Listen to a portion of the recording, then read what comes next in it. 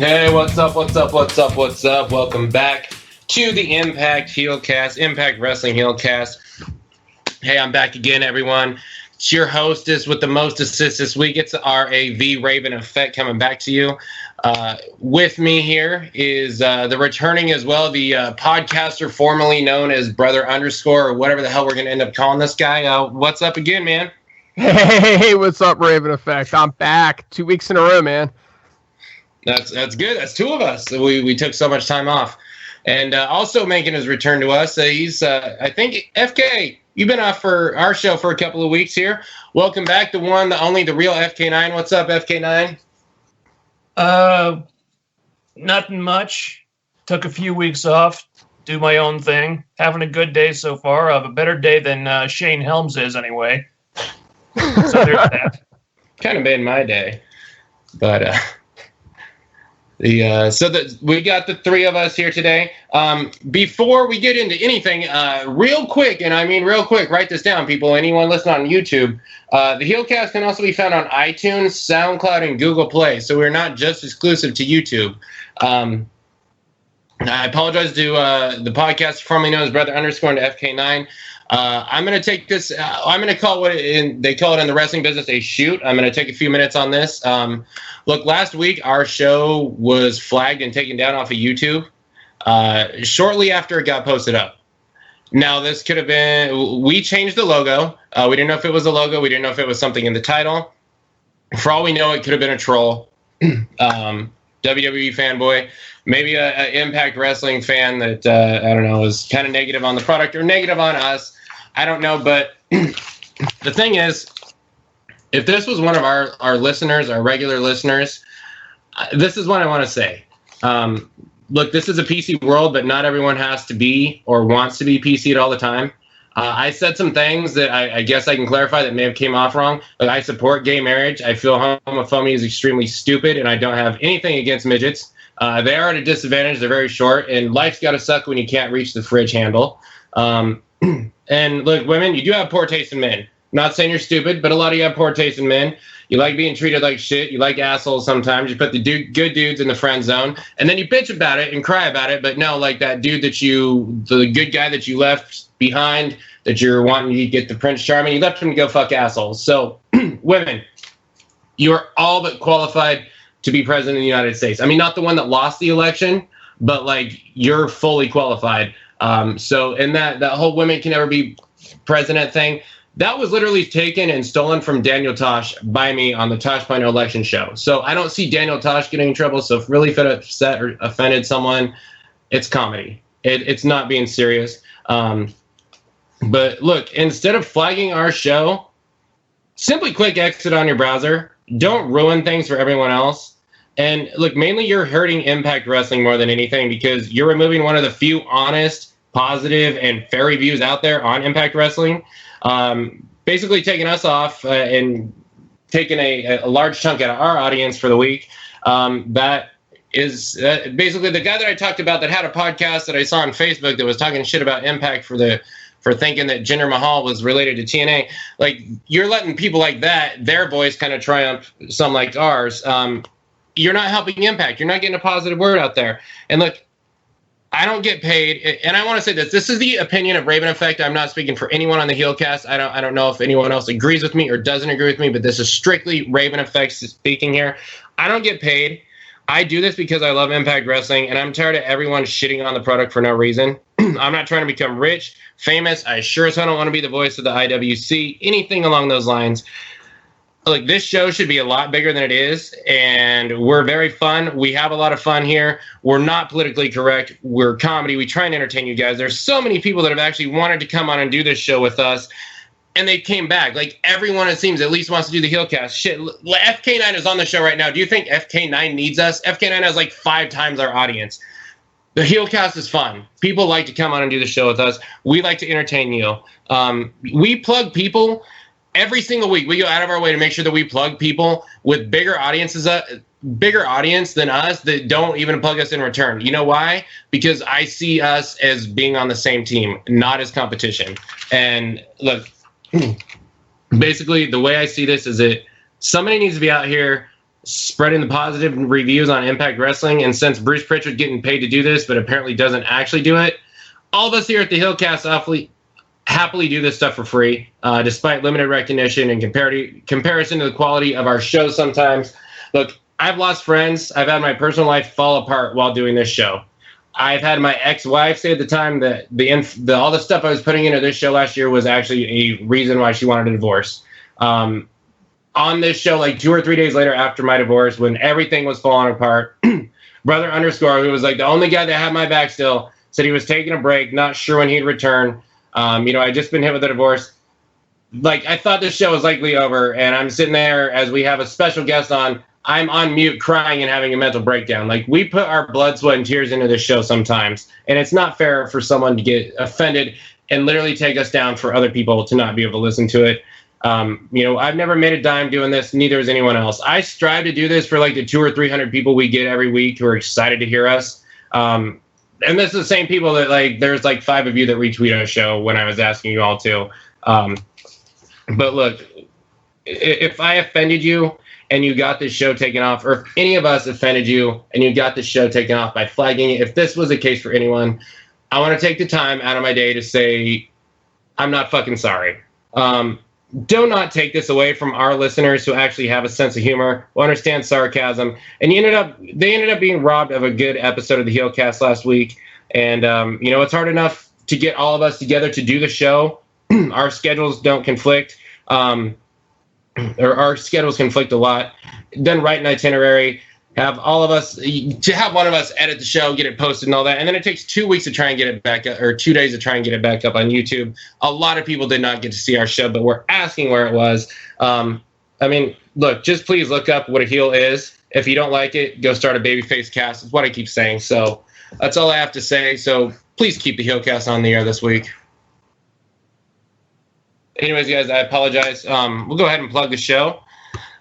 Check out impactasylum.net. And, of course, at impactasylum.net, you can always check out FK9's show, Straight Shooting. Check out our man, numero 47, with Diva Dirt. Check out King of the Mountain podcast. I believe BQ and the crew is back. Check out Andre Corbeil. Check out Hot Fire. It's a new column here on Impact Asylum from Fire Guy. Check out our boys, Chef and Kyle, with Impact Heads. Their show debuted this week. Pretty good stuff. They're still part of us, everyone. Sorry about the plug there, guys. Did you guys have anything you wanted to say about us getting pulled last week? Nah, I don't have much to say. I don't really worry too much about what other people think, Raven Effect. Doesn't bother me. The only thing I'll throw out there is YouTube in particular takes a lot longer to put up than the other platforms. So just the generation of the video, the upload, and the processing time on YouTube, that can take an hour and a half to 2 hours sometimes. So just think about that. That's time taken away, usually from me, from my family, time that could be spent with my wife and my kids. So if you did hit that button, then all you really did was impact, my life and my kids' life, and that's kind of uncool. It is. I just don't waste our time. I'm not going to waste anyone else's time. If you don't like our show, don't listen to it. That's what I'm saying. And I do apologize, guys. I said it was going to go brief. I know you guys are a little ticked off at me. But that went a little longer than I wanted. I was literally up till like 3 a.m. last night, just kind of venting out some frustrations here because it bothered me. Because I expect better from Heelcast Nation. But the other thing, like, I have to clarify this, and we'll move forward. So Chef and Kyle are still part of the Heelcast. Chef keeps getting asked, and it's kind of frustrating for us to sit back and see, like, people asking what the problems are with the Heelcast, what the beef is with the Heelcast. There is none. This group right here, we are tight. We have never had an argument or anything like that. Look, this time ago last year, oh man, we were a dysfunctional fucking group. That's some behind the scenes stuff. But so just to clarify, Brother Underscore might get a kick out of this one too, but Old School Heel and Wake, they are welcome back anytime they want. They are not currently with us. Wake Chambers, I don't know if Wake is still alive. We haven't heard from Wake in a long time, but there's no problems with Old School Heel and Wake Chambers and us. We love Old School Heel. We love Wake Chambers. Eco Bro, welcome back anytime. Numero 47 is not with us anymore, guys. He's doing his Diva Dirt thing. No problems. We love him. He can come back anytime he wants. My buddy Chairman, anytime you want to come back on. Count, you ever want to start, come back on. Look, this is the show. It's myself, it's Brother Underscore, it's FK9. It is Griggs. Griggs is still with us. He does all the behind-the-scenes stuff. He hasn't been on the show. Hurls, Kyle, and Chef. Okay? Like, we are totally cool. The Heelcast has no problems. There is no breakup. Just like FK9 has his own show and does the Heelcast, Kyle and Chef are doing the same thing. So please stop asking Chef if there's beef or problems with the Heelcast. We are sticking together. Am I right? So here's the thing, guys. Look, the Heelcast has never been my show. It's never been Raven Effect's show. It's never been anybody's show. It's a group of guys that get together, and sometimes our schedules take us off in different directions, and sometimes we have different things we want to get into. Right? In the case of Old School Heel, he got into some gaming podcasting. Right? At numero 47, he wanted to go do Diva Dirt. And Wake Chambers just kind of soured on wrestling altogether. It happens. Right now, Kyle and Chef have decided that they want to try their hand at Impact Heads Radio, which is a little different take on things than what we do here at the Heelcast. Great. We support them too. So folks kind of come and they kind of go, and then they kind of come back and kind of cycle in and out. And that's why we have a cast of characters like we do. And it's also what separates our show from a lot of the other shows that are out there. We're not the same couple of guys speaking to you every week. You get different influences, you get different opinions, and different takes on things. That's who we are. That's who we've always been, and that's who we're going to continue to be. So don't be shocked if you see new faces and if old faces go. And pretty much everybody that's ever been on is welcome to come back. I can't think of anybody that doesn't fall into that category, and they all know that. And from time to time, you'll see some old familiar faces pop in. That's who we are. That's how we roll. I actually think Wake Chambers is actually still celebrating the Chicago Cubs winning the World Series. I think Wake is still partying that hard. He might be. He might be. And Wake, we had like set it up to have Wake come back next year. Like, there is literally no beef with anyone on the Heelcast that has ever been on here. We all get along. This group we have right now is very tight knit. There's never been an argument with any of us. Chef and Kyle, it's a spinoff of the Heelcast. They're doing a different thing. You'll probably hear me on there at some point. You may hear Brother Underscore. You may hear Hurls. Who knows? Maybe FK9. We support them. We're happy that they're doing this. And like FK9 was his own thing way before us. He's way bigger than us. He comes on to do the show with us. It's just like that. So please, people, like, stop bombarding Chef and asking him if there's beef. There's none. So. I had to clarify that. We talked about it last week. Are we ready to move on, guys? Yup. For sure. Thank you, guys. I apologize for, kind of just watering down shit and getting some stuff out there, but I'm stressed, man. We got to get that out there. So, all right, guys, we're going to go to the news. Are you sure you covered everything? I think you missed a couple things. What I did forget, and I'm sorry, because I was running behind. I wanted to throw in Count's quirks this week, but because Count had some good stuff on there. Kind of came at Brother Underscore a little bit with his anti-low-key comments, which I wanted to get on too. But Count, I'm sorry, buddy. I'll get you next week. So first bit of news. So Impact announced that on July 3rd. July 3rd is like the worst day in the world. The most evil bitch in the world was born on July 3rd. This awesome dude who was her ex-husband named Raven Effect was born on July 2nd. But on July 3rd, they will be celebrating Orlando United Day in dedication to the Pulse nightclub shootings. I really don't know details or specifics or anything. Obviously, it's a good thing to stand behind. We all know, what happened that day, Slammiversary. We actually talked about that on the show last week. And Impact Wrestling in Orlando, Florida, have a strong connection. FK9, do you have any thoughts on this or anything you actually know about it? This is actually the first time hearing about it now. I do remember that day. I remember there was a lot of talk about the show possibly not even going on. But it went off without a hitch. And it was a nice feel-good moment for the people of Orlando to know there was still something good happening. And the tragic shootings weren't going to, cripple the community or whatever. It's nice that they're remembering that. I guess. I don't really have a whole lot to say about it, but it's good that they're paying tribute to that, at least. Podcaster formerly known, any thoughts? It's a different regime, but it's nice that they're doing this, right? First of all, what a terrible thing, right? What just a disgusting, despicable act. But it was something that really affected the show as well.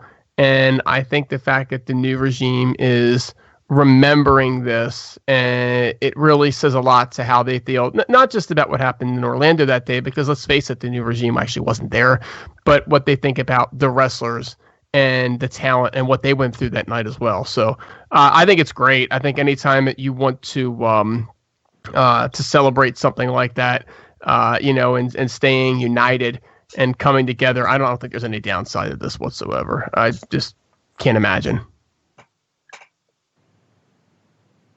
Yeah, I wish I had more specifics to actually report, but look, they're doing a great thing, and still haven't forgot about it. So again, year later, rest in peace to all those who passed away in that horrible tragedy. So the second live event, so Impact is back on the road. The second live event is going to take place on August 4th at the Sports Arena in Long Island. I listened to Impact Heads. I believe Kyle and Chef are both going, or I know Kyle's going to this show. So they're branching out. They're going to be in Long Island. It's good to see Impact Wrestling back on the road. Obviously, we're going to have some concerns about things. Brother underscore, what's your thoughts on this? I mean, this is the start of them touring again, right? So, how great is it that they're going to do some live events? You really need to see them maybe kick back and do more live events, right? And maybe get into a point where they're doing at least a couple a month. But this is a great start, a great headway into it. And so they're starting in an area where they have some headway and they have some fan base, and hopefully they'll branch out from there. I'm taking this as a sign that the new management is at least cautiously optimistic about their ability to draw a crowd. Hopefully they're doing more advertising for these live events than they used to, because way back when they were doing no advertising, which kind of sucked. But yeah, if they're announcing a second live event, hopefully that means that ticket sales for the first one are going well, and I heard that they are. So good.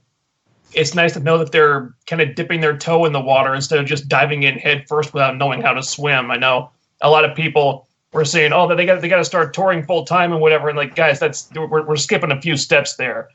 Yeah, why don't they just do this one live event and see if they can make money on it, and if that works, then try doing another one. And they're moving in slowly, which is a good sign. And they're announcing another one. Okay, so they seem confident that they can make money on the first one. All right, good. Let's see how these two go, and then try doing another one, and then hopefully we can get onto some kind of normal schedule where we're doing at least a couple of these things a month. Yeah, I agree. Look, it's a good thing. Look, we know there were financial issues the last time we went on the road. There were apparently extremely poor attendance the last time that TNA was going on the road, and that was when TNA was a lot bigger.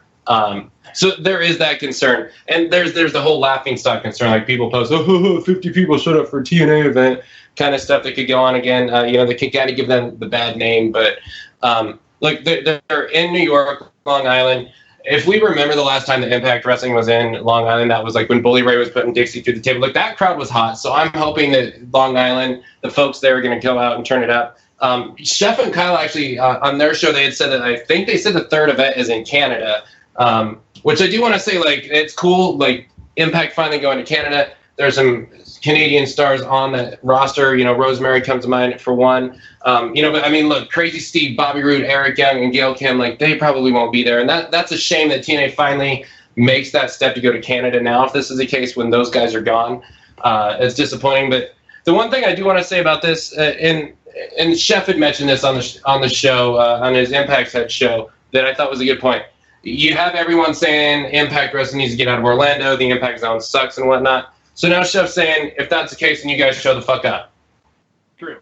Anyone that's saying Impact Orlando, if you were in that area, New York area, Long Island, whatever, you guys better show up. If anyone is criticizing the Impact Zone and saying Impact Wrestling needs to do this or do that to succeed, then you absolutely need to show up and support that company. And so I'm gonna go and kind of follow a chef's lead there, and I'm gonna call it the Impact Wrestling fans in that area to show up.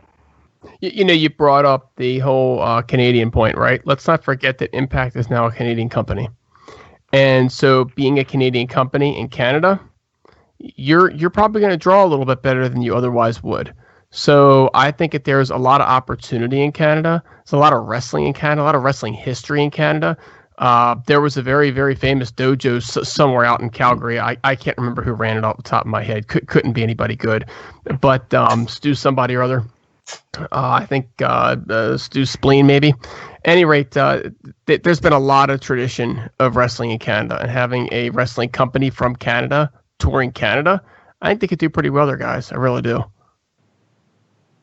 I think so too. I mean, man, if you look at like any like wrestling show that comes to Canada, like Canada is always they're like a wrestling country, man. I love it. I like it there a lot. And Impact does good internationally. Like their international crowds are better than their domestic crowds. It's sad, but it's true. The one thing that I did want to say, at least, FK9, you had mentioned how Impact seems to maybe feel a little bit comfortable that they can draw a crowd. I just want to mention, like, the ratings keep going up. It's good to see some steady increase. I believe I heard that this last week's show was like the highest rated of the year, the best rating they've got all year. So, look, hopefully this is a sign of some positive stuff, because the ratings dip was kind of sucking, but baby steps. Anyone have anything else you want to add to that before we move on to the next story? No, I think just move on. All right. Okay, guys. So, look, Double J has confirmed that talent from Mexico and Japan will compete at Slammiversary. A rumor name is Naomichi Marufuji. Probably said that wrong, but I want to know. I'm going to start with Brother _ I want to ask questions like, what do you hope to get out of this, and like, what match do you expect to see these talents in at Slammiversary? Well, I mean, it can't be anything more than a supplementary match, right? I mean, we don't even know who's going to compete there. Right? It hasn't been announced. We haven't seen the talent on television. I mean, how invested can I possibly be in this talent? Does that mean it's a bad thing that they're going to bring in talent from Mexico and Japan? No, it's a great thing. ROH does it all the time, and they do a pretty good job with it, to be honest with you. A lot better than their American talent, if you really want to shoot on that one. But that having been said, you've got to give me a reason to invest in this talent. I have no idea who Naomichi Marufuji is, and I have no idea who's coming from Mexico.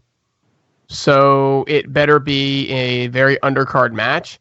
My guess is we're going to see something with the tag teams, right? Because we have absolutely no idea who LAX is going to face. But at the same point in time, I mean, we don't know anything about these guys. So I don't know how I can get excited for this. Other than some kind of quote-unquote showcase match just to show off the international talent, what more can we possibly expect from this?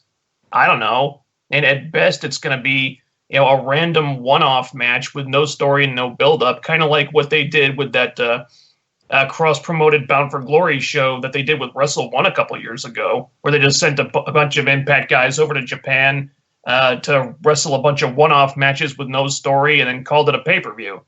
The pay-per-view that I didn't even get, for the record, because it's like, well, why bother? It's just a bunch of random matches. Who cares? So it's good that they're getting something out of these deals that they made with these other companies. But at the same time, you gotta put a little more effort into it. You gotta give us some kind of a reason to care about the match. I mean, just bringing in new people and having some kind of showcase doesn't cut it. I mean, that's old school thinking. The audience is a lot more sophisticated now. You got to give some kind of story or a reason to give a shit about the match. Otherwise, people probably won't. So good that they're doing something with these international partnerships. But let's see the writers put a little more effort into giving us some context for it. I agree. And another thing that kind of popped into mind was like when the Von Erichs came in and wrestled the Bromans at Slammiversary a couple years back. Interesting enough, too, just real quick thing, I actually just bought that Bound for Glory on DVD with whatever, Wrestle 1 or whatever they were called. I have still not watched it. The only reason I bought it is because it was cheap, and I want to have every Bound for Glory in my collection. Still have no idea what it was good or not. Here's what I want to see: tag teams. I think LAX is probably going to be in a multi-man tag. Reno Scum's on the shelf. Veterans of War are very credible, but look, they've already wrestled LAX and lost. I think LAX has to be on Slammiversary card. I think you're one of the hottest acts again. And I'm hoping that we'll get some tag teams out of that. And Garza and Laredo Kid, hopefully they'll be involved in the match. I enjoy both of those guys. Look, the Mexican guys that they're talking about, I mean, if it's AAA, we could actually get some really good guys. I'm not going to say Rey Mysterio or whatnot, but, there could be some really cool surprises. I look at Slammiversary, and when you look at what the card is projecting out to be, I mean, look, there's a lot of X Division talent not being used. And I wonder if there's going to be an Ultimate X, and maybe some of those guys can go into that. I mean, like Matt Sydal, Trevor Lee, Andrew Everett, and what's that guy's name? Is it Desmond Xavier? Yeah, Desmond Xavier. I mean, Matt Sydal, those guys aren't used, or they don't seem to have a match. There's a tag team match. And then, like, if you look at the main card, I mean, there's nothing for Magnus. I don't know if Matt Morgan's on the roster, but, I mean, him, Bram, there could maybe be, like, a gauntlet for gold or something at Slammiversary. Braxton Sutter, I don't know, KM and Congo Kong, I assume would be in this tag team match, but there's a lot of bodies out there. I hope it's like some multi-man matches or something along those lines. I hope it's just not like a one-on-one thing thrown in there randomly, because there's a lot of people on this roster deserving that one-on-one match spot than just throw some random guys out there. So Raven, in fact, you made a comment, and I'm going to call you to task on this one. Let's bring it. You said that you thought that the Veterans of War were legit. Oh, yeah. They've been in the company for like 2 months, and they've lost as much as they've won. Well, I mean, the Wolves are legit, right? The Wolves, they'd be legit. I mean, LAX is barely legit at this point. This tag team division has been ripped apart, destroyed, dismantled, and rebuilt. And I'm not saying that they're doing a bad job at rebuilding it, but it's really hard for me to call the Veterans of War legit. I mean, they're not beer money. No. You know what I'm saying? They're not the Hardys. They're not Team 3D. They're not anybody that we have come to know and love over the years. I think they can be legit. I think they got a lot of upside to them. I think all these tag teams, I think Laredo Kid and Garza Jr. have a lot of upside, but it's hard for me to see any of the current tag teams in the division and really call any of them legit. And that's including, LAX, who are the champs. They've been great. I mean, really have been, but I mean, like, they just got here. I think So to clarify this, look, I think Veterans of War, the way that they come out, like their appearance and the matches that they've had, like even when they fought LAX, the way that they've come out and performed, I think they've looked legit. Like, okay, these dudes are badass, are legit, and that's totally good. Look, if you want to, who else? You could give them one tag team that needs to wrestle LAX for the tag team titles in Impact Wrestling right now. I mean, can you tell me that another tag team would be more deserving than them? I can't. Exactly. But that's because they're rebuilding the division. I think they all need to be legitimized. They do. This division needs the work the most in Impact Wrestling by far. And I'll say, I think LAX is legit. They haven't lost. They've beaten Decay. And I think they legitimately came out and were legit. I feel like a Legitimizer. Because, dude, they have Conan. And they have that heritage of LAX behind them. They have Homicide, who I wish would get back in the ring so bad.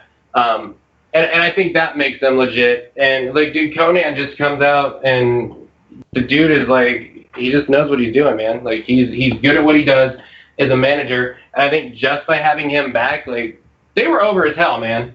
They were. And their matches have been awesome, in my opinion. Like, I love watching these guys work. I think they're great. Yeah, they could definitely get some more credible wins. What I do hope, like, the team that I really hope comes back in full force right now is Bram and Magnus. And I think that would instantly be legit contenders.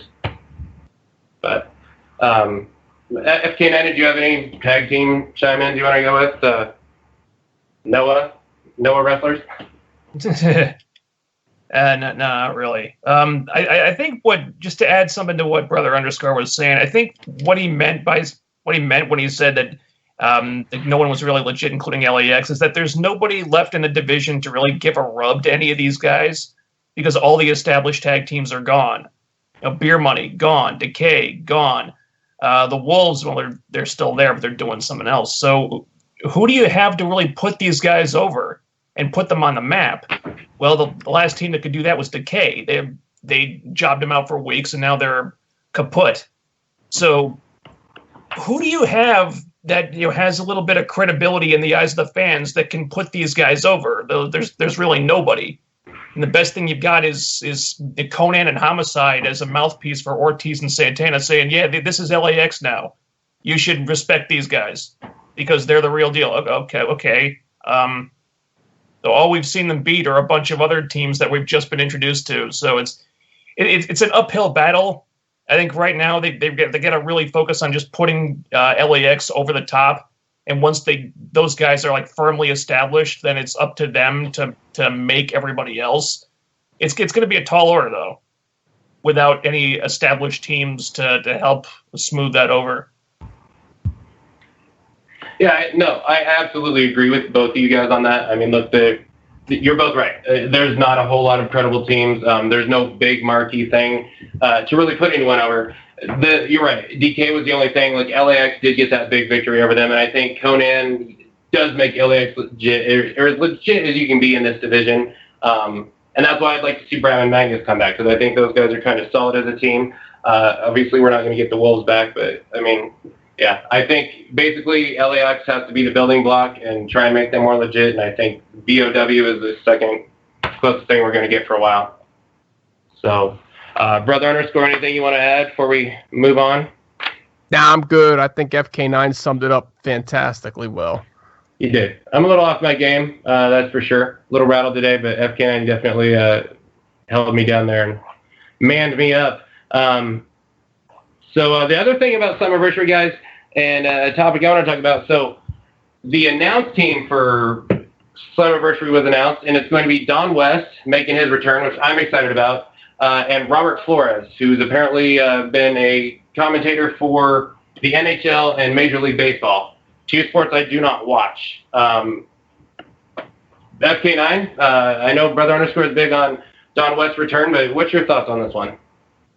Is it confirmed that they're going to be announcing the entire show, or is it just for the match where JB and Josh Matthews are doing something else? That was my understanding. Yeah, so it's just that one match, right? Well, okay. I was a huge proponent of the heel D-Dub character back when he was doing that. I thought he was the best commentator in wrestling at that time. So anything that gets Don West back in the announce booth, I'm on board with. Robert Flores, okay. I literally have no idea who he is, but. Whatever, I'm assuming he's some kind of like minor sports celebrity they're using to draw interest. Announces hockey, baseball, okay, I don't watch either of those, but whatever. I'm more excited for Don West than anything else, but if it's only for one match, is this really that big a deal? That's kind of what I'm thinking. I think it would be great to have Don West back in the booth. Let's face it, he brings an energy that we just don't see outside of Don West, right? And I think that energy then radiates throughout the entire show. And so having Don West back in the booth is a fantastic thing. If it's just a trial run to see how he does, to maybe bring him in a more full-time role, that would be great. I would love to see a three-man announce team, with JB and with Pope. Josh Matthews has been great recently, but I think there's probably better uses for him as a heel manager. We've talked about that in the past as well. The big question is, what about Pope? Where does this leave Pope? Is Pope on the outside? We haven't seen or heard from Pope in a while. He hasn't been written off storyline in any way, shape, or form, just isn't being used. So what does this mean? Could he return to the ring? That would be a phenomenal thing. There'd be nothing better than Pope in the ring. But right now I kind of have an eerie feeling, and considering that he's one of my favorite talents, it's kind of alarming. I agree. 100%. I have an eerie feeling about Pope too. And look, I'm under the impression, guys, that Don West and this Robert Flores guys were calling the entire pay-per-view card. I hope that's the case. If not, that means literally the only match that we're going to get on the card that's actually going to have any kind of like emotion to it or selling is going to be the fucking Josh Matthews and Jeremy Borash match. But yeah, look, I want to give props to Pope because Pope has been the unsung hero of this entire broadcast booth this whole year. When he went through all this stupid silliness shit with Borash and Josh Matthews bickering back and forth and taking away from the action, Pope has sat there and he's called the matches and he's tried to bring the attention onto the wrestlers. I understood him not being in India for these tapings, but like when this is announced and he's not going to be in the commentary booth, I mean that's alarming, and it would suck to see Pope go. Everyone knows I want to see Pope come back to the ring more than anything, more than anyone. But why would you not buy a plane ticket for the guy that announces the show? Why would he not be in India? That makes no sense to me whatsoever. Probably because they want to upsell the Borash and Josh Matthews as much as they can because they know Scott Steiner's not going to be going to India. That's my guess. That was my guess. I don't know anymore. I mean, they can do that, and they can bring those two out, and they don't have to leave Pope behind. I mean, that just doesn't smell right. It's not like it's Jeff Hardy and the guy can't travel overseas. You know what I'm saying? Pope, last I heard, he was had gotten his degree to be a police officer or something. I mean, this is a guy who's kind of squeaky clean. You know what I mean? He does charitable stuff. It makes no sense to me whatsoever, dude. None whatsoever. Well, with a pimp, that's not squeaky clean, FK9, thoughts on Pope? What's going on here? I always just figured that they had him stay home from the India tour just to save a few bucks. Because we got JB and we got Josh. Do we really need a 3-man team? It seems like the kind of cost-cutting thing they do. That's kind of how I looked at it too at the time. Is that, and also to build that matchup. But I mean, I don't know anymore. But I hope to God that Pope is going to stick around and stop being a Pope. Anyone Pope comments before we move on? Take that as a no. No. So look, guys, back in February, news that broke that Mike Bennett and Maria Kanellis-Bennett had re-signed with Impact Wrestling, only for it to be taken away, and that they weren't. So speculation's been going wild that they were going to return, or they were going to go to the WWE at some point. So guys, last night, apparently, we're not going to see them in Impact anymore because they did Maria makes her return to WWE and Mike Bennett makes his debut, but he goes by Mike Kanellis now. He's taken his wife's last name, and from what I understand, he's basically like a pussy whipped guy. And basically anything that Maria tells him to do, he does. I'm kind of speechless, Brother Ernest. Right? Like me and you were huge Mike Bennett fans.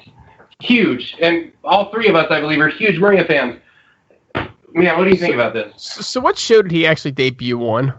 It was the pay-per-view. I think it was Money in the Bank last night. So they went straight to the main roster, right? Yeah. Which is impressive. Which is good. He belongs in the main roster. Here's the thing. This fits Mike Bennett's persona completely. Mike is an incredibly progressive guy. He is a guy that would take his wife's last name. No questions asked. He just wouldn't care. It would be fine with him, right? And that's cool in a lot of ways, because if you know anything at all about Mike Bennett, he's one of the most quality individuals that you'll ever run into. Great story is somehow I saw something about him having a kid, right? And I was like, Mike has a kid? Mike actually doesn't have a kid. He has a very close friend that has a kid, and Mike has pretty much raised a child as his own, okay, to make sure that child had a father figure in his life. That's a pretty big commitment that he takes pretty seriously. So you want to talk about a quality human being, Mike Bennett. But that progressive nature of his and being, whipped, pussy whipped, as you said, it kind of has its downside, right? Because now we're talking about a wrestling arena. And in wrestling, you kind of want to be macho and you kind of want to be tough. And being whipped by your wife isn't necessarily going to make you think, oh, gee, this guy's getting ready to take out Brock Lesnar, right? So to me, it's not a good thing for Mike. I mean, it fits his persona, and I'm sure he'll do a sensational job with him. I mean, the guy does a great job with everything. But this whipped gimmick, I don't see the longevity to it. I think it's going to be very hard for Mike to be taken seriously. I think it's going to be very hard for him to be moved up the card, particularly when you look at WWE, which is known for burying people with lousy gimmicks anyway. and not letting them out from under it. I think he's going to get labeled, and I think it's going to be a disaster. And it's a shame because, Raven Effect, you said we were huge Mike Bennett fans. Well, I'm not going to stop being a fan of the person because he left the show. I might not watch him, right? Because I don't watch that show.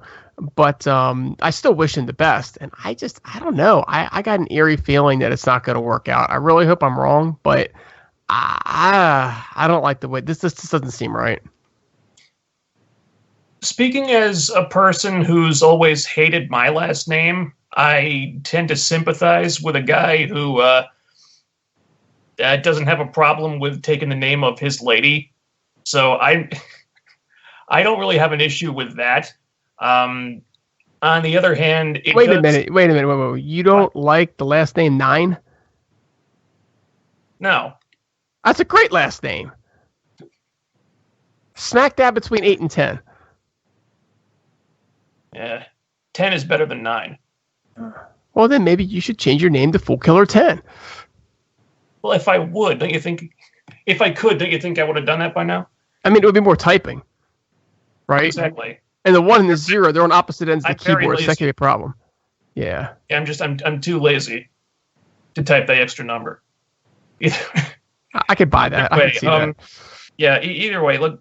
First impressions on this gimmick are they're probably building these two up so they can be fed to John Cena and Nikki Bella at some point.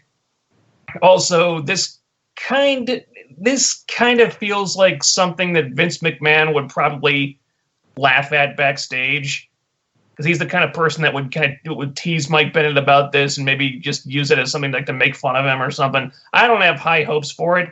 I have the utmost confidence in Mike Bennett and Maria. I don't know if they're going to have the freedom to kind of make it their own and use it to turn it into something entertaining in that environment, because WWE doesn't really allow their performers the same kind of freedom that they enjoyed in Impact Wrestling.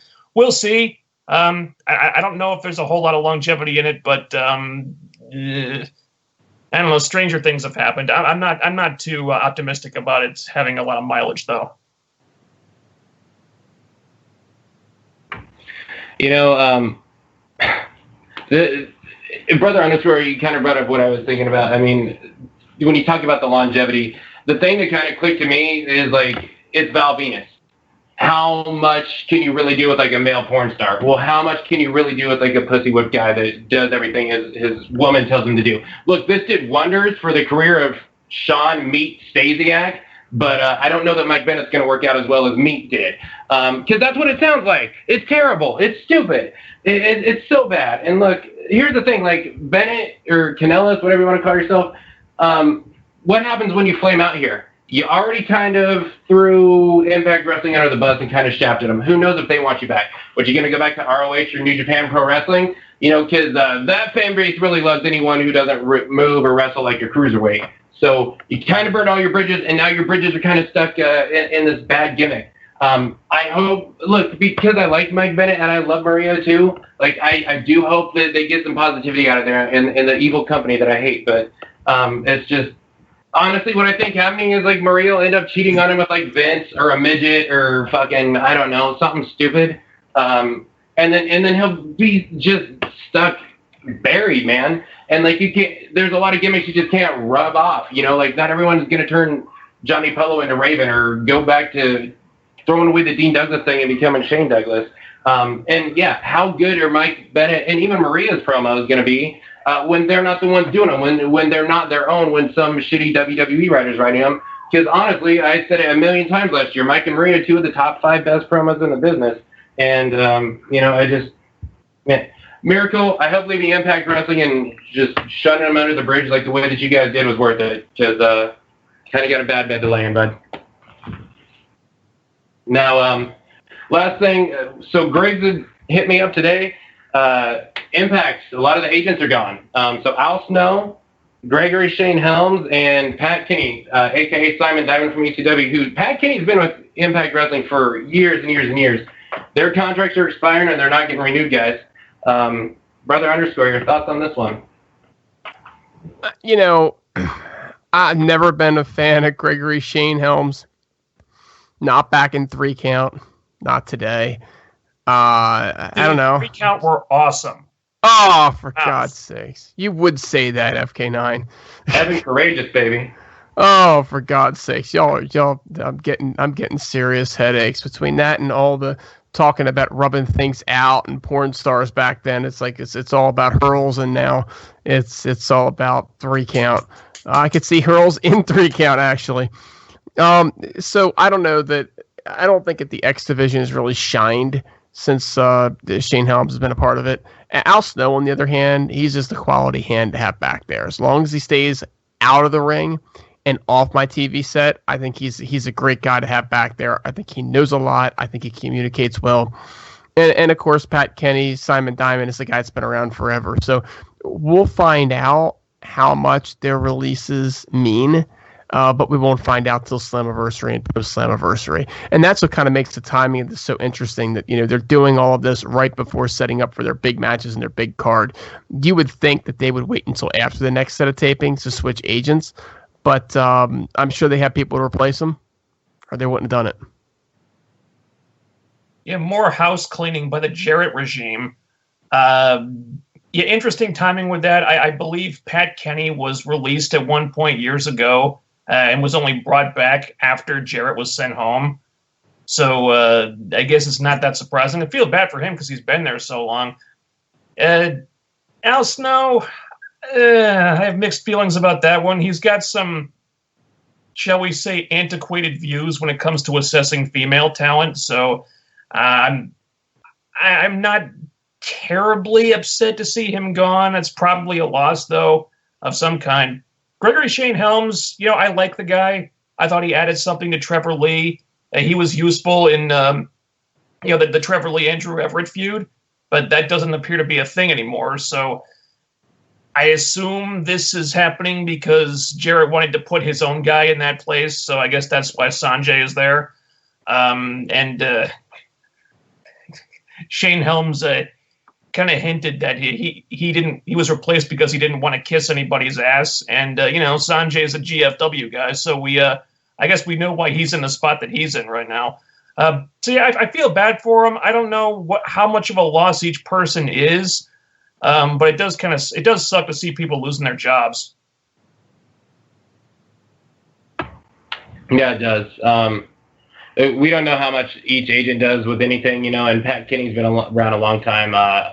Simon Diamond, best of luck to you, man. Al Snow, Al Snow has a wrestling school too. Let's not forget that. So yeah, that's kind of a shocker. Al Snow has been a class act since all this has went down. I'm a fan of Al Snow. Al Snow is everyone's mother's favorite wrestler. If we all remember the Aiden O'Shea stuff. Look, Gregory Shane Helms, man, you had this job because of the Hardys. Let's just keep it real. He's part of the Hardy Party. GS Helms, apparently the guy's been bashing Impact Wrestling is kind of what I heard a little bit from Griggs. I don't know too much. FK9 had said about, he said about how he didn't want to kiss anybody's ass. Look, I don't think Gregory Shane Helms ever benefited this X Division at all. I kind of feel like he kind of played the X Division like the slow it down kind of stuff, which was not the real X Division. And I think the real X Division is starting to come back. I don't think he did any benefit whatsoever for this. I don't know that he benefited Andrew Everett at all. I don't think that he benefited much for Trevor Lee. Truthfully, we heard more about how he was the greatest cruiserweight of all time, which is not even accurate, than he did putting over Trevor Lee or Andrew Everett, in my opinion. And, I'm sorry, man. I fucking hate Gregory Shane Helms' voice. I fucking hate listening to this guy talk. He sounds so stupid. I'm so glad I don't have to listen to this guy talk anymore. Just get off TV. I'm glad he's gone. So glad he's gone. But look, guys, the bottom line with these agents, the wrestling quality in Impact Wrestling is not what it was pre-2010. And we have a lot of the people that were in charge 2010 or, 2009 and all that, they are back in charge now. And I think that we're going to get the wrestling quality return to what it used to be, which is what I've been wanting to see in Impact Wrestling for years. It's what used to make the crowds go crazy with the holy shit chants all the time, the TNA. That's what I'm hoping we're getting back. I don't know if any of you guys feel the same way as I do in that regards. But so discussion question, do you think that the wrestling quality has improved under these guys? I think that the wrestling quality's been up and down over the years. I don't know if that improves. I think a lot of it is just how invested are you in particular characters, right? Let's face it, we're always going to get into a decay match, right? More than we're going to get into a bromance match. What? It just happens. So, I kind of look at it as it goes up and it goes down. I think a return to holy shit chance in TNA would be great. I do think that they need to make sure that they continue to have storylines, which is something that regimes post-Jarrett have done a better job at. So I think you need to have a good mix and a good blend. What Ring of Honor does, it doesn't really work at a large scale. And that's fine. They have their rabid small crowds, and the rabid small crowds love them, but it doesn't scale, right? So I think TNA needs to be cognizant of that, and I think they need to try to pull off the ROH wrestling with the storylines to get people more invested in the characters.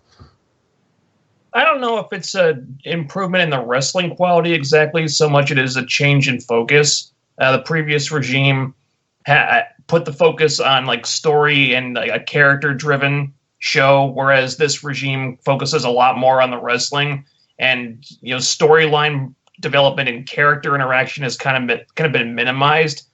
Also, they're focusing on different people now, so it might seem like the wrestling is improved. I don't know if it's been that much of a change really. It's just a kind of a change in the way the show is laid out.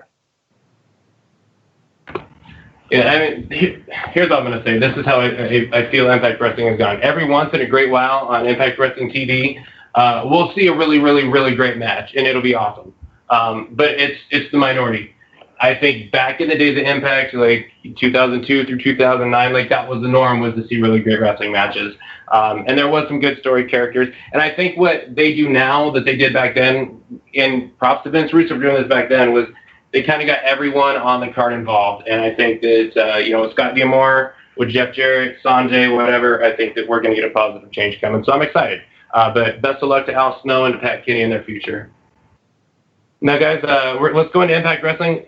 One thing I'm going to say real quick, I read the spoilers for these India tapings, and I thought, man, these shows are going to bomb. I want to say I have been so impressed with the past 2 weeks of Impact in India.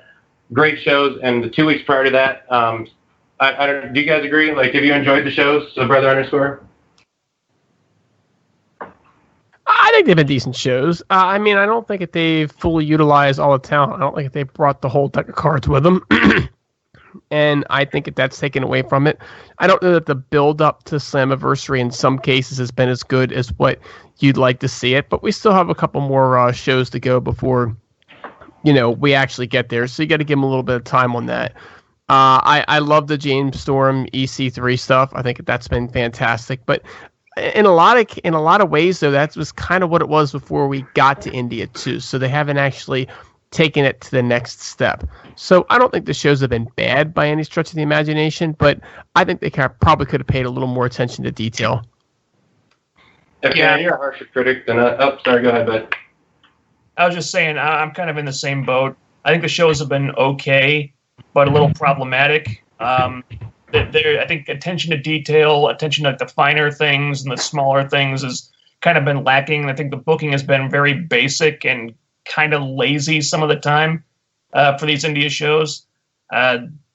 Doesn't seem like it kind of feels like the writers have been asleep at the wheel for certain programs.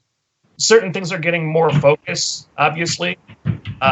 Obviously, they want to play to the India fans as much as they can, but at the same time, proper Slammiversary build-up for certain feuds is kind of feels like it's on the back burner, or not really getting focused on or getting enough attention devoted to it by the writers. So I'm not saying that the shows have been bad at all. They haven't. But considering one of TNA's biggest pay-per-views of the year, one of Impact Wrestling's biggest pay-per-views of the year, is coming up in just a few weeks, kind of feel like we should be building up more heat than we've got. I'm not going to deny that part. I have thought the shows have been great, but yeah, there's definitely clearly some holes that we're missing there. Brother Underscore, were you saying something? I guess not. All right, guys. So, look, we talked about predictability playing at the India Fem. So, we have the Sony 6 Invitational Battle Royal, and Mahabali Shira wins the thing. Brother underscore, we'll go to you here. Thoughts on this one? No way. Mahabali Shira was the last entrant, and Mahabali Shira wins in India. The Sony 6 Invitational Battle Royal. Wow. I know, right? Wasn't that the most surprising booking decision you've ever seen? I never would have guessed it. Nope, not in a million years. That's it, Raven Effect. That's all I got for you, man. That's all right. it. FK9, did you have anything you wanted to add? I think if there was anything surprising about this is that the one Indian guy in the match meant to play to the Indian fans in India was the guy who came out last. I think wouldn't you want the guy to be in the match for longer than he was? I think Hornswoggle was in the match longer than Mahabali Shira was. For the record, Hornswoggle was also in the match longer than Eddie Edwards. Just putting that out there, just an observation. Well, he's little. He's hard to get to. He's hard to pick up, FK9. Come on, man. He was also in there longer than Davey Richards. Just an observation. Matt, I'm not a big fan of these types of matches in general. Most of the time, they're just not very interesting or very good, unless it's like the Royal Rumble or something. But you had just a big schmaz match. We all knew how it was going to play out. It's the match they're doing just to play up to Sony 6. Sony 6 is probably footing the bill for this tour, so you want to do something to make them feel good and make the fans feel good. So you bring out the Indian guy, you give him a little bit of a rub, you give him this cheap-ass trophy that'll probably never be mentioned again, but which clearly means a lot to him and means a lot to Sony 6 because they can trot out some Sony 6 aficionados and give them a little screen time. So it's all about cultivating the relationships with Sony 6 and with India, and that's all the match is there to do. And it ends up taking up about a quarter of the show, but it's just one of those things that you kind of have to do, and it's all pretty harmless stuff. And they did manage to throw a little bit of storytelling in there with Davey and Eddie and with Rockstar Spud and Hornswoggle. And also having Shera kind of settle his business with KM and Congo Kong in there. So it's not like it was a complete throwaway or anything, but not the most interesting match in the world either. No, it wasn't. I thought it was entertaining, but definitely not the best by any stretch of the imagination. FK9, you said, wouldn't you want to have Mahabali Shira wrestle longer? To answer that, no. Fuck no. God, no. That's what I was thinking, man. I'm also thinking he got a big pop coming out last, and that's what they were looking for. They're trying to get Mahabali Shira a pop, Yeah, but at the same time, it's like you've got the one Indian guy in there, like the Indian guy that you want to showcase, and do they just not trust him enough to keep him in there for a long stretch of time? No, they don't. I think that's apparent. He was one of the last two people in there, and him and KM actually went at it for a couple of minutes. So if he was going to be exposed in the match, it would have been during that portion of it. It wouldn't have been during the portion when he was surrounded by like 10 other guys. It just seemed weird that they tried to limit his involvement as much as they could. I was really half expecting them to bring back Rob Terry for these tapings, just to help make Mahabali Shira look better, dude. Don't give him the freak now. Remember, the Count had actually brought up the fact that Kumar is actually noticeably better in the ring than Mahabali Shira is. I wanted to throw that one out there. Look, here's the thing that this is the thing that's kind of caught me that you guys haven't mentioned yet, so I'm a little bit glad. So there's KM and Congo Kong in the ring, right? Fucking Moose comes in the ring and they throw Moose's ass over like it ain't no thing, but fucking Mahabali Shira comes out and like they can't fend him off 2-on-1 and Shira wins it. Look, it's predictable. We knew what they were doing and why they did it. The one thing I gotta ask though, dude, what the fuck did they do with Mahabali Shira after these tapings are over? Because they're putting the guy over big. Does he just go back to obscurity?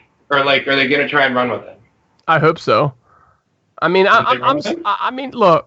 I mean, I think it's great to have talent from international talent, right? But let's get folks out there that can actually go and actually, bring something. And Mahabali Share is not the guy. I mean, that's why they brought Sanjay in, right?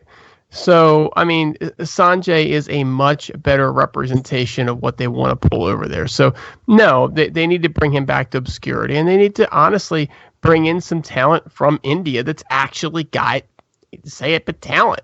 Mahabali Share is a great guy. I mean, he seems like a really, really nice guy, but he's just missing something, a lot of something.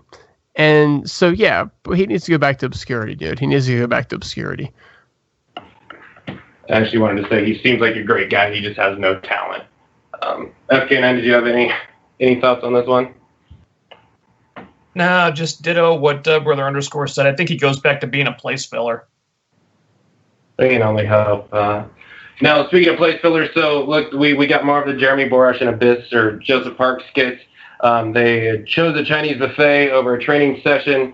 They watched videotape of Scott Steiner, then Steiner phoned in. Really just calling him fat ass a whole lot. I didn't think these were as good as they were last week. I don't have a whole lot to say. That's kind of be it. FK9, thoughts on these skits?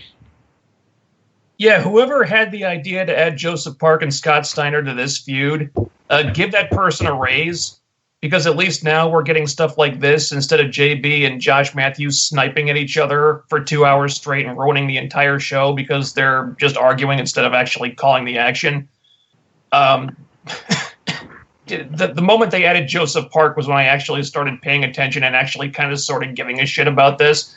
And hey, look, you may not think it's the greatest thing ever, but we're getting this instead of the announcers bickering. So they're containing this into like 1 or 2 video packages a week that are actually kind of entertaining and kind of amusing. And I got a good laugh out of them, watching tape of Scott Steiner's infamous, I got a 75% chance of winning promo. And then he Skypes him and was like, I still hate fat people. I was like, oh, you know what? This is good. This is a good use of Scott Steiner. I don't care to see the guy wrestling, but if he's just cutting entertaining promos and doing funny shit, they can actually get something out of this person. So I think we all know what to expect out of this feud now. I think we know what kind of match it's going to be at Slammiversary. It's not going to be a 5-star match. It's not supposed to be. But I think with these 4 people involved, it'll be something entertaining, and I think that's all it has to be in this case. So I liked it. I thought I got a good laugh. I laughed at the one they did last week too. These are funny personalities, JB and Joseph Park, and you throw Scott Steiner in there, it's some funny stuff. So I like it for what it was. I'm not expecting it to be anything else, but yeah, certainly not a waste of our time. Yeah, I'm at ditto. I think FK9 said everything perfectly, to be honest with you.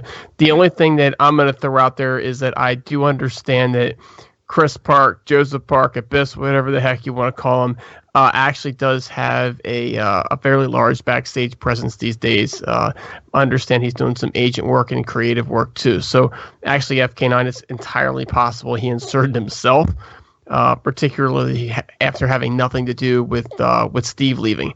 So completely possible that happened there. But I think you hit the nail on the head. I mean, this is a break from reality.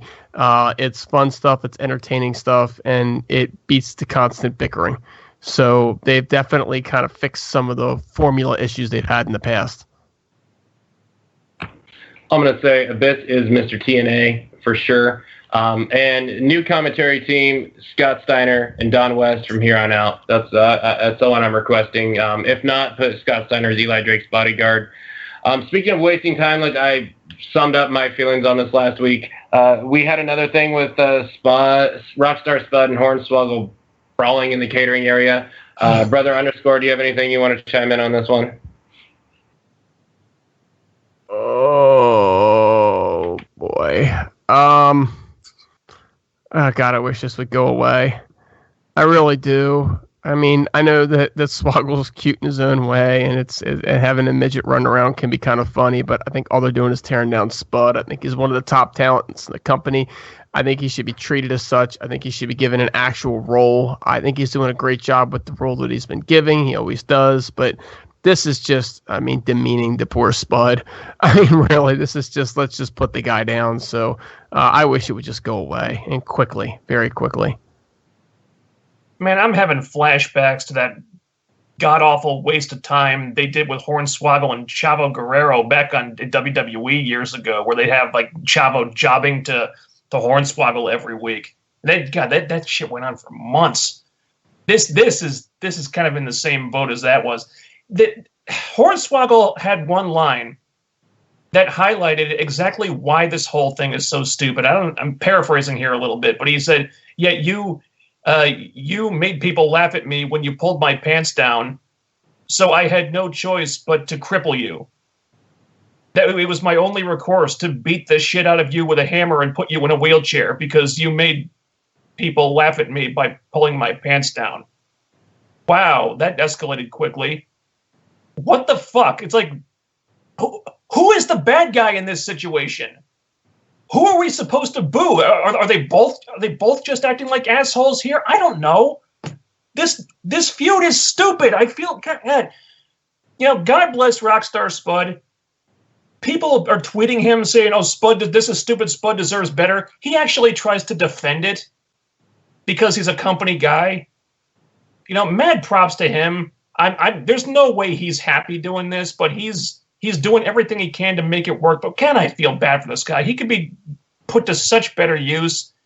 And it's like they put him in the. It's like he's in the. It's like he's the new Eric Young. They're putting him in these stupid clowny bullshit spots that have no right to work at all. But it's like, okay, this is the stupidest thing on the show, but you take it in and try to make something good out of it. Yeah, that's what Eric Young used to when he was afraid of monsters, or when he was running around in a stupid Halloween like superhero costume or whatever. Yeah, you're the new Eric Young, so you do that stuff because we can't think of anything for you that's actually good. So now Spud is stuck doing this. It's so stupid, so stupid. That Spud and UI comparison is actually amazing, very good. I never thought about that.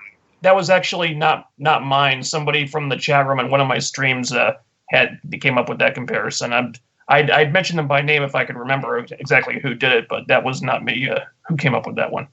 So props to that person. I mentioned how Spud had taken Kurt Angle to the limit that one year, dude. Like, let's not forget the classic match that he had with EC3, where that kind of made both guys. And just look at what they've done to poor Spud. Everything the guy does is great. He tries hard. This is literally the only point I'm going to make here. Swoggle is getting more TV time than Eli Drake, Bram, Magnus, Desmond Xavier, LAX, VOW, all but like 4 knockouts, Andrew Everett, and not much more. Enough said. But what benefit is Swoggle going to bring to the company? Don't worry, I'll wait. Moving on. He brings fucking nothing to the table, man. I'm sorry. Like, little person, whatever, like, dude, midget wrestling, it's a joke. I don't want to see that on TV. Like, comedy or whatnot, that's cool. Rockstar Spud is funny. No. Just get rid of Hornswoggle. Like, the dude brings nothing. He has a great life, great future. Dude, you do nothing. So LAX has priors, and they can't travel to India. So they said they're going to bring the fight to some Orlando-based tag teams.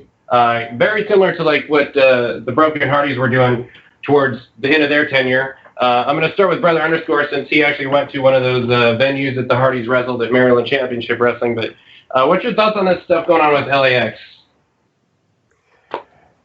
I think you need to have your champs with you. I mean, I don't have a problem with them, doing other things outside, but I think you need to have your champs with you, don't you? I mean, isn't this shouldn't they be having an important match at the pay-per-view coming up? Isn't this the last set of tapings prior to that? So on one hand, I got no problem with them doing whatever they want to do. I think it's great. Let them do whatever they want to do. Let them have all the priors in the world. But man, if you're going to have the biggest pay-per-view of the year and they're going to be your champs going in, shouldn't they be there?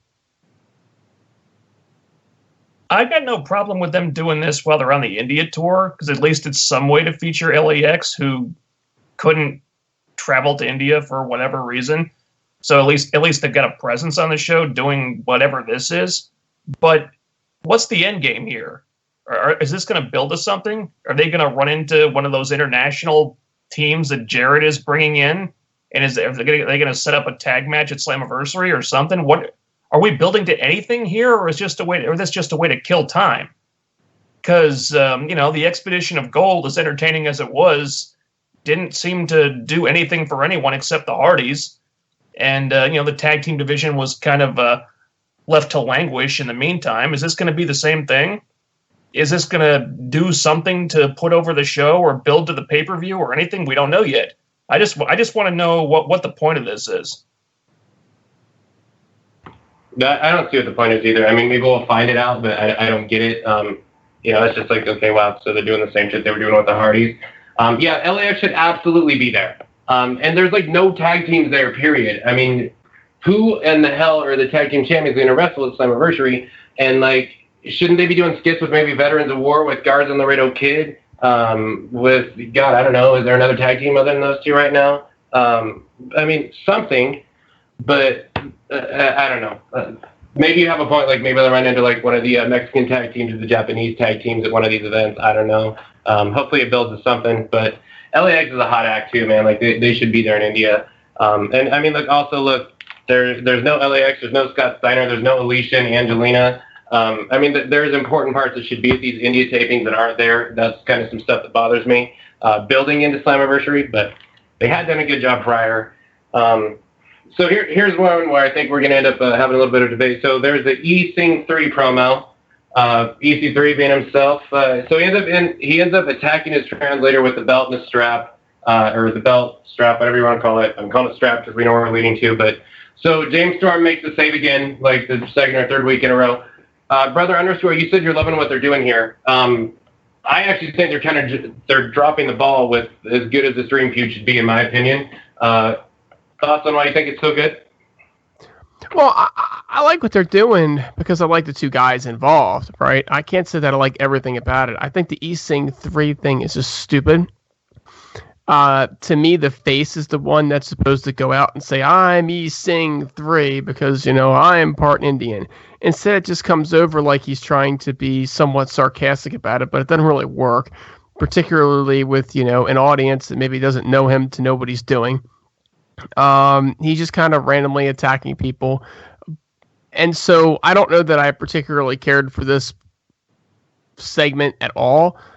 It was redundant, like you already mentioned, Raven Effect. But what I will say is that EC3 and James Storm, you really believe they hate each other at this point. You believe that these two guys hate each other and will continue to hate each other for years on end. And that's really what makes a great feud, is when you have folks like Hogan and Savage or Hogan and Flair that are just, they're never going to get past it. They're always going to be rivals. They're always going to hate each other. And these guys have the making of being able to do that.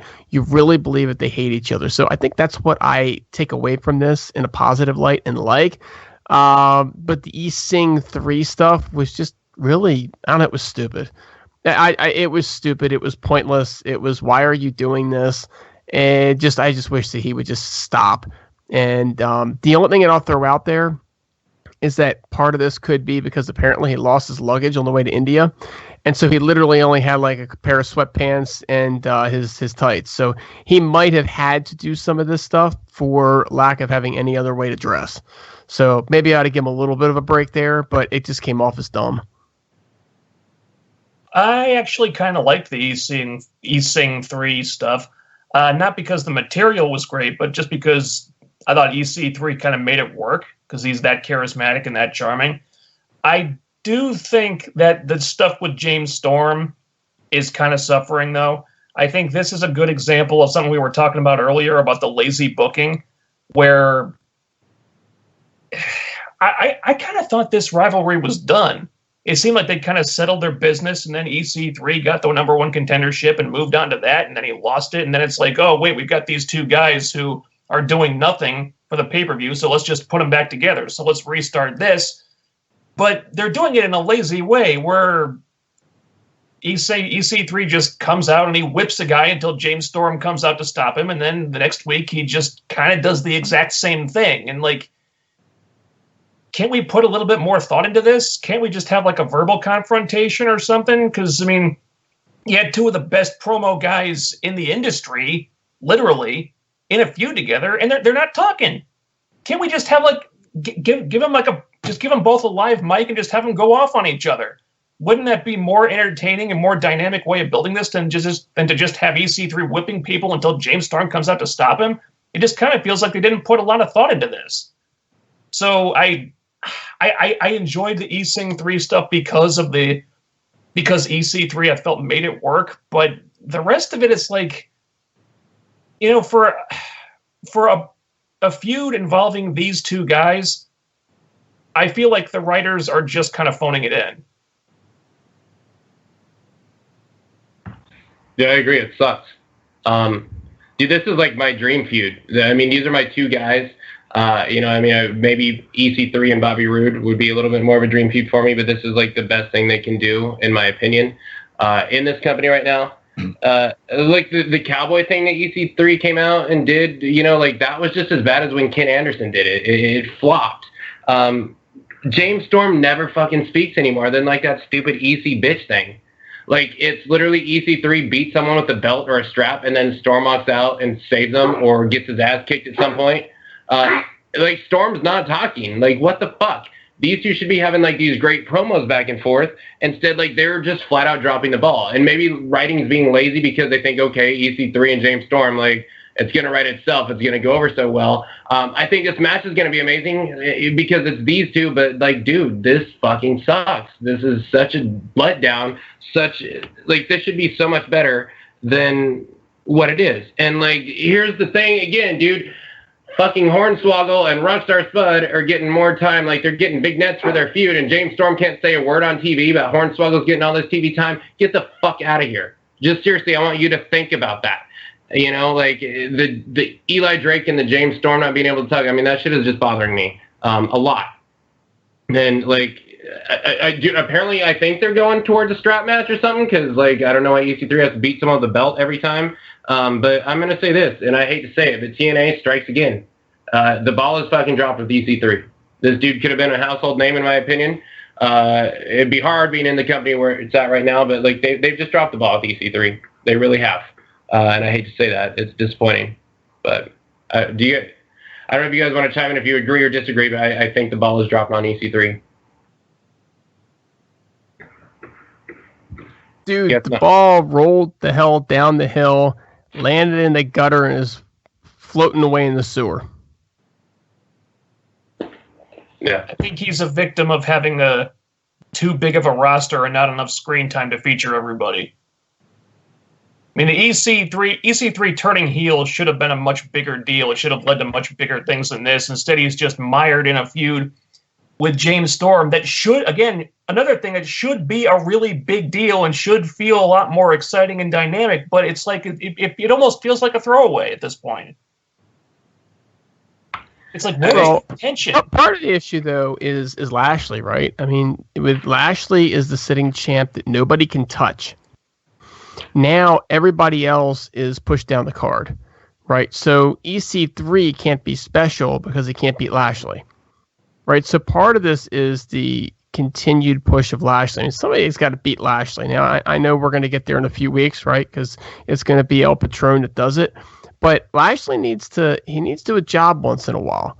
And I think that has really hurt EC3 a lot. I mean, remember, EC3 was supposed to be literally the face of the company, right? But he could never get past Lashley. So what the heck kind of face was he if he couldn't beat Lashley? And I think he still suffers from that. I think a lot of these guys are suffering from that. Lashley's awesome. I can't take anything away from anything Lashley's done. Lashley's been phenomenal. He really has been a phenom. But he's got to lose, or folks like EC3 are going to suffer. Storm's never going up the card. Nobody is. He's got to put somebody over. It just has to happen. I think when we talk about the ball being dropped, look, for one, he got pinned clean for the first time in his career by King Pussy Whips now, who is now in another company, which was a bad decision, but, you know, the Dixie Gaburick kind of thing, that's how things used to go. But look, Eddie Edwards went over EC3 as being the guy that was going to be the one that defeated Lashley for the belt. I thought that was a mistake. I thought when they had Eddie Edwards wrestle EC3 last year, EC3 should have been the guy to win the belt. I think EC3 should have closed out 2017 as a champ, or 2016 as a champ. Like, I have no problem with Lashley going over at Bound for Glory, but I mean, look, they should have went to Ethan. I think the babyface thing flopped. The regime change really hasn't helped him. And look, dude, to be honest, they want to push El Patron to be the top guy, and I think it's bullshit. I think it's a stupid decision. I got nothing against Alberto. I think he's doing good work, but he's not EC3. EC3 has something that nobody else in the business has. And it's going to be a real goddamn shame if he goes back to the WWE and does it there. And they make a fucking Dwayne The Rock Johnson out of the guy. Because he's good enough to do it. He really is. He's the only guy that can do it in wrestling this day and age. That is the only guy that can ever become a household name. It's my opinion. But we had another household name. So Josh Matthews defeated Sandeep Dhaka, who is household name of them all, in a public sparring session. So this leads to more Muhammad Ali Shira coming out to make the save as Matthews beating up on this guy. But Lashley, because Bobby Lashley's got to have Josh Matthews' back, especially against such a terror like Muhammad Ali Shira. Josh Matthews put the Steiner recliner on Shira. That brings up El Patron to make the save. FK9 thoughts? Look, give Josh Matthews a little bit of credit here. He's probably the most over heel on the roster right now. So at least give him that much. And hey, I mean, the guy did hit a pretty respectable swanton bomb at the end there. So there's that. And the guy was a tough enough contestant way back when. Of course, Steiner's not in India because of reasons, so I guess we got to have Lashley coming out for some reason. I guess we got to get him and El Patron in the same ring at the same time somehow. And then Shera, because we want to feature the Indian guy again. Okay. Not a whole lot to say about it. Josh Matthews is over. It kind of felt strange that JB and Joseph Park didn't show up at any point. So I guess it's another case of kind of lazy booking just to throw people out there. It's strange. If you just change the people involved or something, it would make a lot more sense. I don't know. I guess not a complete waste, but not really interesting either. Yeah, I don't have a whole lot to say about this. I think it just, Josh was in full Josh mode, calling himself the GOAT. So he goes out and he does some really, really, really bad moves. And he's wrestling somebody that, let's face it could have been one of the three of us. The guy had zero talent whatsoever. I mean, these two guys couldn't even do arm drags together. But I think that was part of the reason that they did it, right? They want Josh to be the cocky, I'm the GOAT without actually doing anything. So to that end, it worked. But, I was also happy when it was just over. Yeah, look, Scott Steiner should have been the one out there. There's no reason that Lashley would come out to help Matthews, really, especially against Muhammad Shira. Like, what does he care? It's just a way to get El Patron out there to do whatever with Lashley and kind of, like, dude, this main event for Slammiversary is so fucking underwhelming. I'm not going to, I just don't. It's disappointing to me, but, it is what it is. I just, that's the part where you need Scott Steiner and maybe Joseph Parker, Jeremy Borash to show up, not Lashley, Patron, and Shira. So Braxton Sutter defeats Trevor Lee. Why? It beats the shit out of me. I don't fucking get it. I'm not shitting on the show. I enjoyed the show, but I just, what the fuck did I see? This leads to Sienna and Laura Van Ness proposing a tag match against Allie and Rosemary for next week. Brother _ your thoughts on the entire match segment, all that stuff? So let me ask you a question. Who was in this match? Braxton Sutter and Trevor Lee. And I have no idea why Trevor Lee is jobbing to Braxton Sutter. Okay. So you know where I'm going with this, right? Yes. Trevor Lee's been jobbing a lot, hasn't he? He has. And when I watched this match, I was like, this is probably the last we're going to see of Trevor Lee. You know this, right? And who brought Trevor Lee in that left this week? Well, hold on, though, because remember, Trevor Lee came in with the GFW invasion, if you remember that, though. He is a Carolina kid, but he did come in with that GNW invasion with Brian Myers. Remember? Sure. Oh, yeah, I know. I remember that. And Yeah, he's been tied. And he's been tied at the hip with his North Carolina buddy ever since then, right? So yeah. So all I'm saying is, when you find yourself jobbing to Braxton Sutter, okay, it doesn't bode well for your career. I think that Trevor Lee's been jobbed out. He's lost the belt. He hasn't gotten a rematch that I'm aware of. He's not a guy that's been being featured much at all anymore. And it seems like they're killing the Carolina connection, right? We all love Andrew Everett. We thought it was going to be his turn too, but did Andrew Everett get passed over, or did Andrew Everett get passed over? Yeah, so the Hardys are gone. Helms is gone. Lee's jobbing. Andrew Everett never even really got a shot. That's what I got to say about this. That's what I got to say. I think these writers are getting a little too carried away with the squash matches. They're starting to become a crutch at this point, where we've got a segment to fill, or we got a couple of minutes that we haven't allotted to anything. So let's just throw a random squash match out there. You could have taken this match off the show entirely and given it to something else. Would have made the show better. There was no reason for this match to exist. Is that really the only way they could think of to get Braxton Sutter and Allie out in the ring so Sienna could confront them? Really? You couldn't just have them cut a promo or something? Did they just not want to write the promo? Did they not want to put in the effort? I don't know. But there was no reason for this match to exist. It felt completely pointless. It didn't start getting interesting until Sienna and LVN came out there, and because the knockouts are where this whole story began in the first place. It's where the focus should have stayed, and they got off track when they diverted the focus to Braxton Sutter. It always should have been focused on Allie, and then it kind of got away from that for some reason. I don't know why.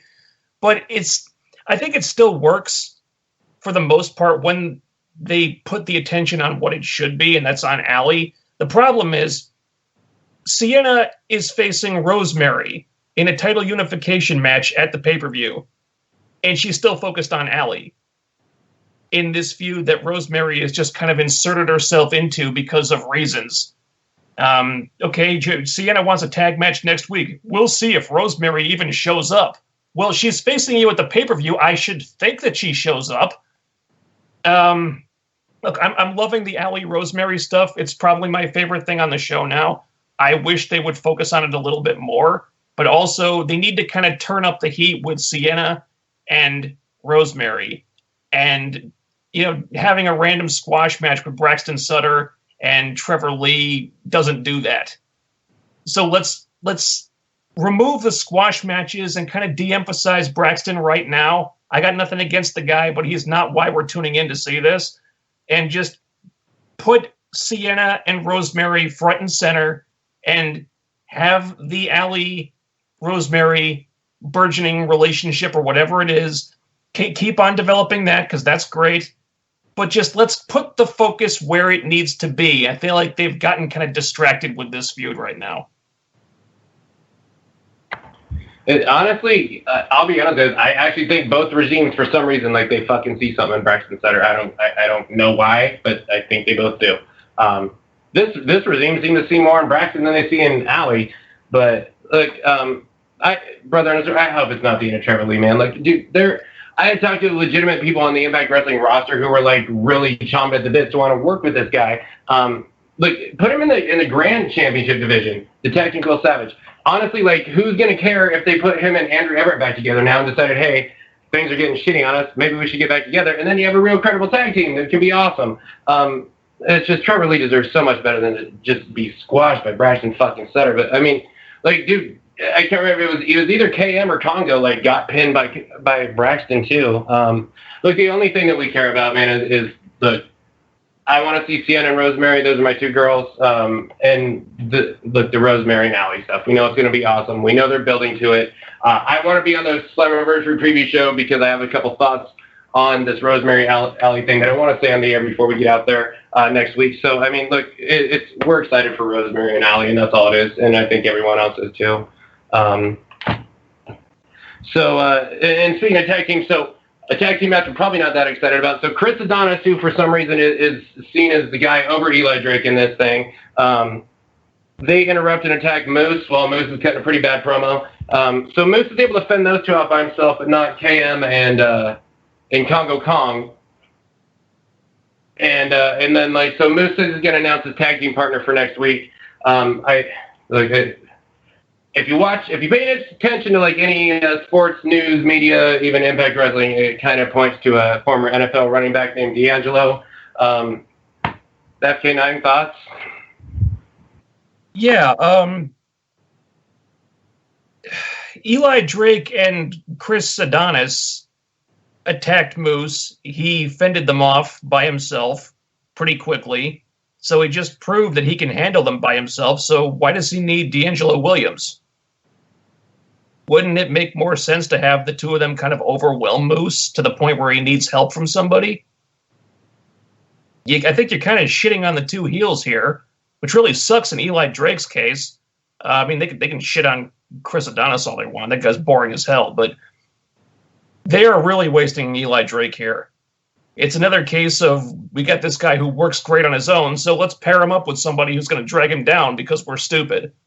Didn't work with Tyrus. It's not working with Chris Adonis. The guy doesn't need a partner. He's a solo act.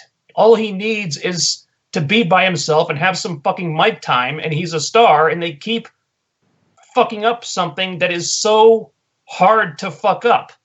And I don't get it. And I just hope that it's Chris Adonis who ends up jobbing to D'Angelo Williams at Slammiversary, because we know it's going to be one of them. I just hope it's the guy that nobody cares about. You know, FK9, you make me think Eli Drake and Rockstar Spud as the lackey. I mean, that could be some entertaining shit. But I got to tell you something, and I'll throw this out to either one of you guys. Somebody please explain to me. Count, you always seem to disagree with me. Please explain it to me. Why in the hell is Chris Adonis on my TV screen? What does this guy bring? FK9, you referred to him as boring as hell. Yes, he's boring as hell. He's also just kind of strange looking. He doesn't really look like a professional wrestler. He doesn't act like a professional wrestler. He has his master lock that he's still calling the master lock. I found that to be rather interesting. I don't understand why he's on my TV screen. You might as well give me Braxton Sutter and Mahabali Shera and make them a tag team champs and put them in the main event. I don't understand the draw to this guy. It did seem to me a little more this week like maybe Eli was being pushed above Chris Adonis, which I would say is a good thing, except that it's also kind of like Captain Obvious speaking here. Duh, dummy, yeah. So I have no idea. I think this is just a great way for them to get D'Angelo Williams involved and maybe get some hype for Slammiversary. But this whole thing is stupid. And I'll tell you who else is really suffering out of all this. Moose. Here's a guy with an incredible amount of talent. Here's a guy that needs to be being groomed for the next level. And rather than building him to the next level, they have him screwing around with these guys doing dumb things in this grand division. Get him the hell out of there, and let's get this guy built up to be an actual contender towards, Bobby Lashley in the World Championship. Yeah, agree. I mean, yeah, most deserve better than that too. Here's a couple things. So, yeah, FK9, you really echoed my sentiment. Dude, Eli Drake's eating this pin is what I think is his pay-per-view, which is just awful. And the other point I want to make is exactly why does Moose need a partner when he was able to fend these two off on his own? It made no sense. And look, mad love to D'Angelo Williams. I got nothing against you, but dude, the only D'Angelo I want to come in and see be Moose's tag team partner is D'Angelo De Niro, baby. And that's not happening. It doesn't seem like. Brother underscore, it's funny you brought up the Count because this was the one thing I wanted to say here, and Count gave the best comment ever. He said, the sad thing is that what Impact Wrestling doesn't see in Eli Drake, they do see in Chris Adonis. and that's really disappointing. But it's very true, and something's got to change there. I want to say this: the best faction that Impact Wrestling could probably create would be a faction with Rockstar Spud, EC3, and Eli Drake. That's what I got to say on that one. So we're gonna head off to the main event. Fantastic match, the X Division title. Sanjay Dutt, the greatest X Division wrestler who never won the X Division title. An Indian guy in India. He gets that shot against Low Ki. They did the eye for an eye thing last week. So Sanjay Dutt, in a great match, becomes the X Division champion for the first time. I cannot wait for Don West to come back because, like, fuck JB and Josh for underselling this with excitement. That stuff bothered me. But I was so impressed with this. FK9, your thoughts on this one? I think the production team, rather, did a good job of trying to make this feel genuine. You had a couple video packages about there at the start of the show, hyping it up, and then one focusing on Sanjay and how he's had a couple of shots over the years, never got the job done. Now he's got this one last chance in his home in his home country or whatever. Yeah, they telegraphed the finish, but we all knew the finish anyway. So I think it at least felt like they were doing it for the right reasons, to do something for the fans and to have like a guy who's like them like win the big one. So it didn't feel like completely artificial and transparent like the Jinder Mahal thing, which we won't get into. I got to be honest, though, this segment felt really underwhelming to me. I'm going to have to disagree with you about the match. I was not terribly impressed with it. I thought it stalled in first gear. I thought they didn't really go all out. I mean, if this is Sanjay's last shot at the title, I thought he was going to like pull out all the stops and like go into desperation mode and do like some really sick stuff, but he didn't really. You know, he didn't even bring back the moonsault stomp. I mean, he won the match with a regular splash off the ropes. Really? A regular splash? That's it? That's what beats Low Ki? It kind of felt like Low Ki was beaten really easily. I mean, the match wasn't even that long. It was like, 11 minutes and change? Then Low Ki loses to a regular splash after he's been chewing up opponents and spitting them out for weeks now? The whole thing just felt very anticlimactic, in my opinion. Then you've got the announcers. Look, I love JB to death, but they completely undersold this. It's like JB announced Sanjay's big win like you'd announce everything else. He almost sounded bored. It's like, yeah, Sanjay, the best X Division guy to never win the title, finally won the big one. So congratulations to Sanjay. Dude, where is your emotion? Where was it? It just wasn't there. I don't know what happened, but JB sounded bored. The whole thing, it came dangerously close to falling flat for me. And it really shouldn't have. I'm not sure why it came off the way it did, but it was just not an exciting end to the show, in my opinion. Which is kind of sad because I don't have anything against Sanjay. I don't think he's like a main event player or anything, but I always liked the guy. I felt like he deserved to have like that moment in the sun come off well, and it just, in my opinion, it just didn't. You know what I found odd about this FK9? They actually made a comment about this being his first shot ever at the championship. What? Did they? Yeah, they did. It was very bizarre. And it was like, no, I'm pretty sure he was in a title match a couple weeks ago. I'm going to echo the sentiment on this one. This match didn't do much for me either. It wasn't a bad match by any stretch of the imagination, but it wasn't all that exciting. It didn't really leave me going, wow. And to be honest with you, I feel like if they really want to make the X Division shine, if they really want to bring it back, man, you know, Matt Sydal and Desmond Xavier, those guys can fly, right? Andrew Everett, Trevor Lee, Sanjay and Low Ki, I mean, they're throwback guys. And if you're not a fan of TNA, and I'm going to use TNA here, guys, I'm actually saying those three words, for that many years to remember those guys, then you don't really give a crap about these guys at all. Because they really haven't reestablished them that much since they came back. I mean, Low Ki came in and first match back, you know, he's the champ. Sanjay's been back for a couple of weeks too.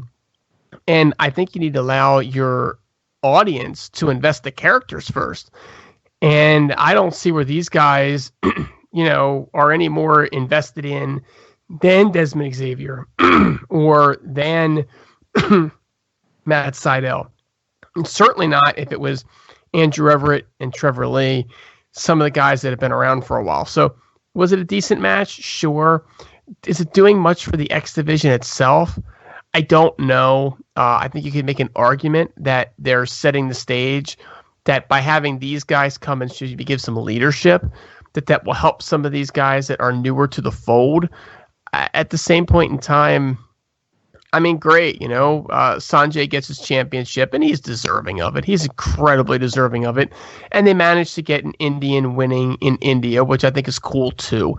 So the timing of it was great. But, it just didn't do a whole lot for me. Really, really was a sad ending, to be honest with you. It was very sad. And I kind of felt bad for Sanjay because I do think he deserved better. See, I guess I am in the minority here between the three of us. Also, I thought that the match was actually 20 minutes time. I mean, I'm not sure, but that's what I had thought. So the thing for me, guys, I love JB, and I wanted JB to be the commentator for the fact that I figured he would sell stuff that Josh Matthews doesn't. But dude, JB has not been any better than Josh Matthews. And the one thing I'm going to say is that I was never a big Don West guy.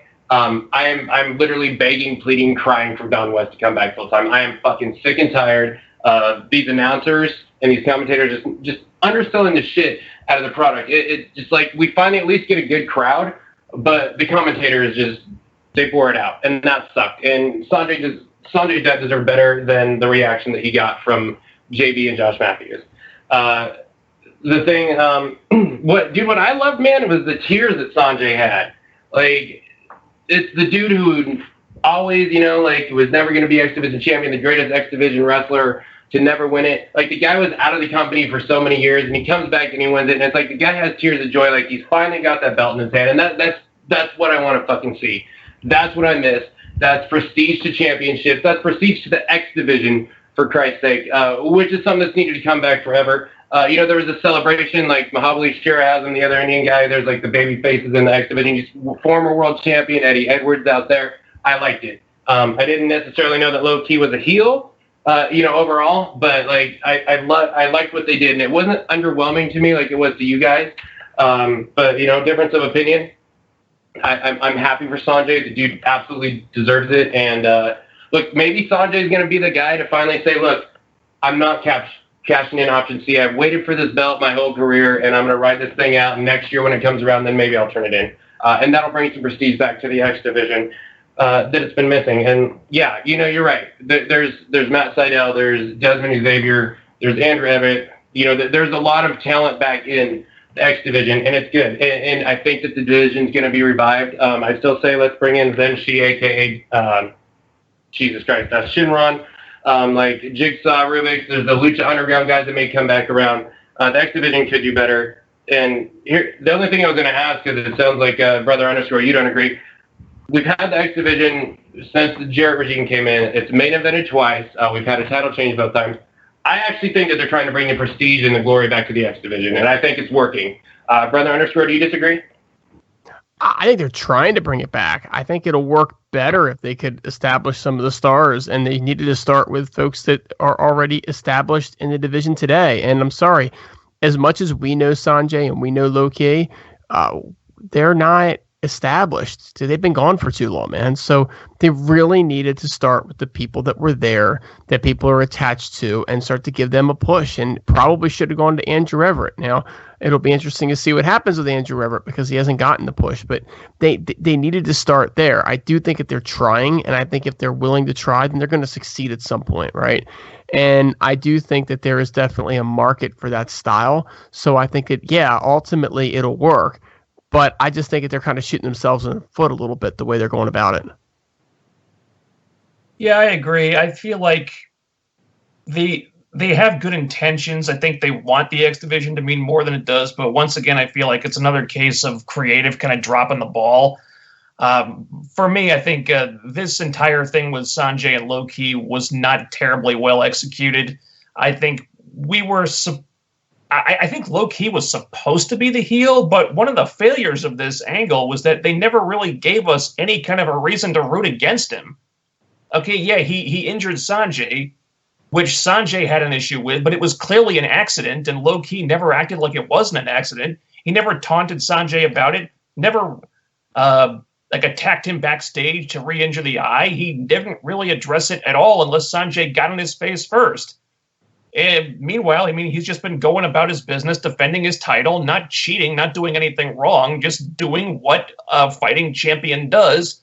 Meanwhile, you've got Sanjay complaining in interviews about, I thought that was going to be my shot, and then he injured me. I think he did it on purpose because, and then then after he got a title shot by just asking for it, not doing anything to earn one, he got it. It was in the main event. He lost. Then he comes out and he says, I want another title shot. Doesn't say, I want to earn one. I want to win a number one contendership match. I want to do something to work for it. No, he just says, I want another shot. Give it to me because I want it. And then he gets it again. It's just I had a lot of trouble sympathizing with Sanjay in this whole situation. Yeah, I've said it on my show. Look, I was more on Low-Key's side because Low-Key was acting like a man, whereas Sanjay kind of came off as a little entitled. And I think that's a failure on the writing team's part in getting the character dynamics right and not paying enough attention to that type of stuff. And I feel like they need someone in the writer's room who's gonna pay more attention to the finer details of character work. I think that's something that's lacking right now, and that goes for the rest of the X division too.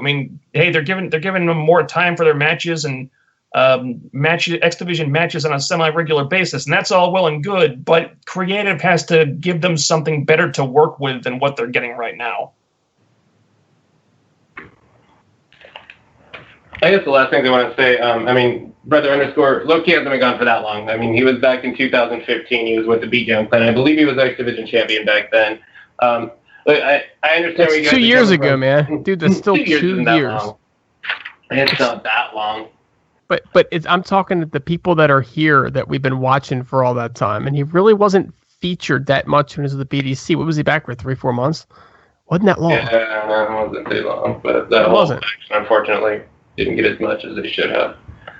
I think, to disagree with you guys, I guess, I think bringing the two established vets in and giving the belts out, it was Andrew Everett's time, and it really sucks the rug got ripped out from under that guy. I'm not going to deny that. But I think putting the established veterans in there, giving these guys a chance to bring some prestige back to the title. You see how bad Sanjay wants it, and putting the title on them. That kind of brings a little bit of prestige back to it. And Low-Key's probably the most charismatic guy in there. He has the coolest voice. He has the numero 47 of voices for the X Division. But look, and I think what's going to happen now is that they're going to have those guys work with the younger guys. And I think Matt Sydal is going to be the next big thing in there. He already beat Eddie Edwards. But the only fucking reason they're pushing Matt Sydal so hard is because he was in the WWE. He's great, but, they made sure to mention he was Evan Bourne at one point. And then I think Andrew Everett and Desmond Xavier are kind of the guys waiting in the wings that are going to kind of come up in this division. And I think that there's some building blocks there to really make the X division great again. I guess we all disagree, you two and me, we disagree on that one, but that's what the Heelcast is about. Guys, I don't really have anything more to say. FK9, is there anything you wanted to add it in before we hit the road? I think we covered everything. Podcast formerly known? No, I'm good, guys. I'm good. All right, guys. Look, I want to invite Heelcast Nation. Be sure to check us out next week. Look, I'm trying to put some big things together. I'm trying to do the Slammiversary preview show. Can't make any promises. I'm trying to get some super shows together like we did last year. We don't know how things are going to go, but we're at least going to get 1 or 2 shows out next week, which should be pretty special. We're going to cover Slammiversary in depth heading into the pay-per-view. Heelcast Nation, want to thank everyone for tuning in this week. I'm the RAV on behalf of Brother Underscore and FK9. Thank you for tuning in. Have a great week.